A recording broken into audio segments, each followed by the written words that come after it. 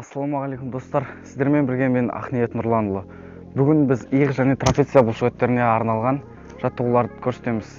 Біздің жаттығу толығымен гантель және штангының көмегімен жүзеге асады. Олай болса жаттығуды бастамас бұрын бірінші жақсылап тұрып иықтарымызды, барлық денемізді қыздырып аламыз.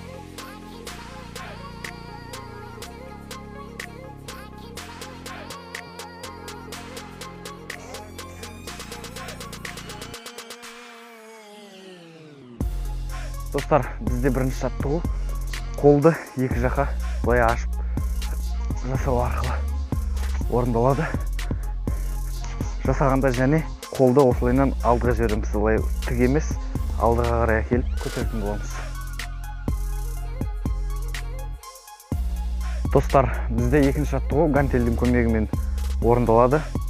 Міне былай гантельді алу арқылы жоғары қарай көтеретін боламыз.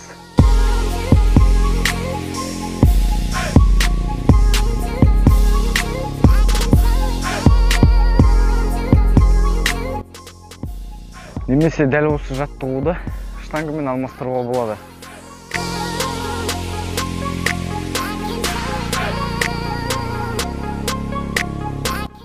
Достар, бізде келесі жаттығу гантельдің көмегімен орындалады. Міне мына түрде орындалады. Екі гантельді алып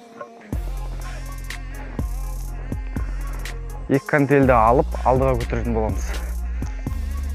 Бұл біздің иықтың алдыңғы бөлігіне әсер етеді. Барлық жаттығуды 4 потоктан 10-12 қайталама жасайтын боламыз.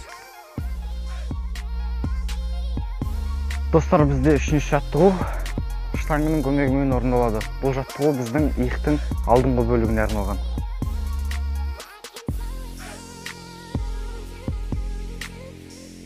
Штангыны алып, міне осылай, және қолымыз иықтың деңгейінен алшақ, және тартқан кезде екіге дейін әкелуге тырысамыз.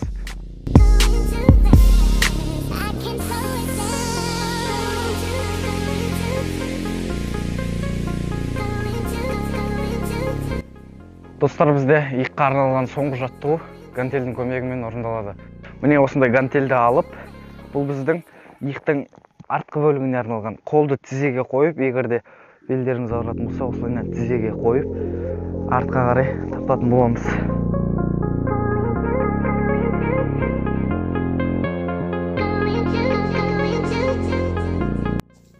Достар, бізде иықтан кейін трапецияны жасайтын боламыз. Бұл жерде екі гантельді алып, осылайынан жоғары көтеретін боламыз. Бұл біздің трапеция бұлшықетімізді биік қылып көрсетуге арналған. Достар, дәл осы жаттығуды біз штангымен орындаймыз. Бұл штангымен орындаған кезде бұл жаттығу трапецияның артқы бөлігіне көп әсер етеді. Міне мына түрде орындалады.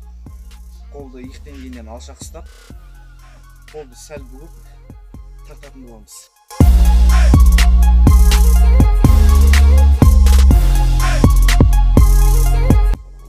Достар, осымен менің видеом аяқталды. Егер де видео ұнаса, каналға жазылып, лайк басып, қолдап отырыңыздар. Алдағы уақытта түрлі пайдалы видеолар шығып отырады.